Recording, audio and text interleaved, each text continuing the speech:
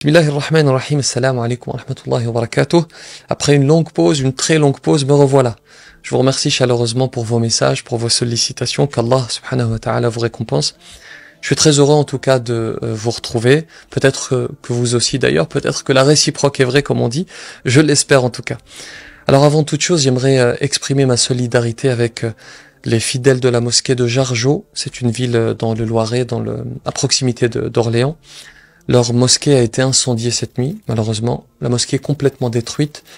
C'est d'autant plus frustrant qu'on est à quelques jours du mois de Ramadan, qu'Allah subhanahu wa ta'ala leur facilite. Alors on va pas s'avancer parce que les autorités n'ont pas encore déterminé la cause de l'incendie. Et disons qu'on a une petite idée parce qu'il y a quelques semaines, en début de mois de février, on a retrouvé des tags sur la mosquée, des tags injurieux.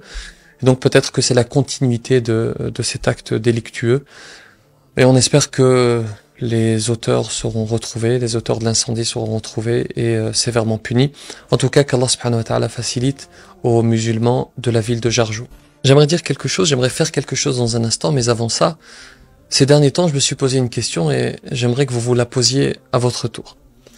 La question la voici. Si Allah subhanahu wa ta'ala a décidé demain de reprendre votre âme, si votre fin sur cette terre arrive demain, à votre avis, qu'est-ce qui risque de changer dans le monde? Et je m'inclus dans le questionnement, bien sûr. Si moi je devais partir demain, qu'est-ce qui changera dans ce monde?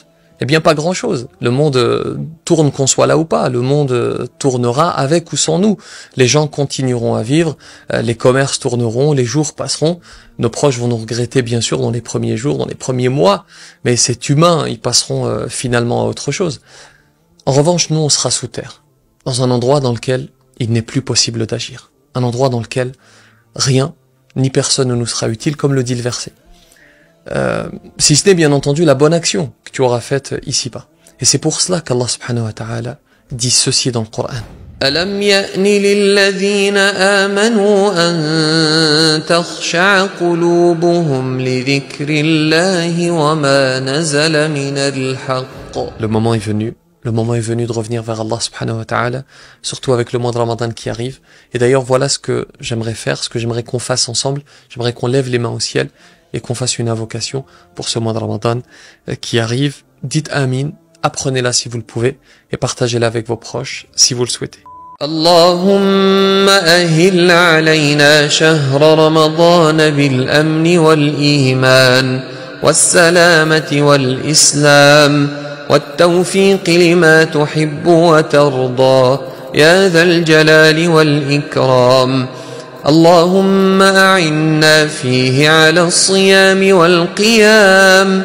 اللهم اجعلنا ممن يصوم رمضان ويقومه إيمانا واحتسابا لوجهك الكريم يا أرحم الراحمين. اللهم سلمنا لرمضان وسلمه لنا وتسلمه منا متقبلا واجعلنا فيه من الفائزين يا رب العالمين.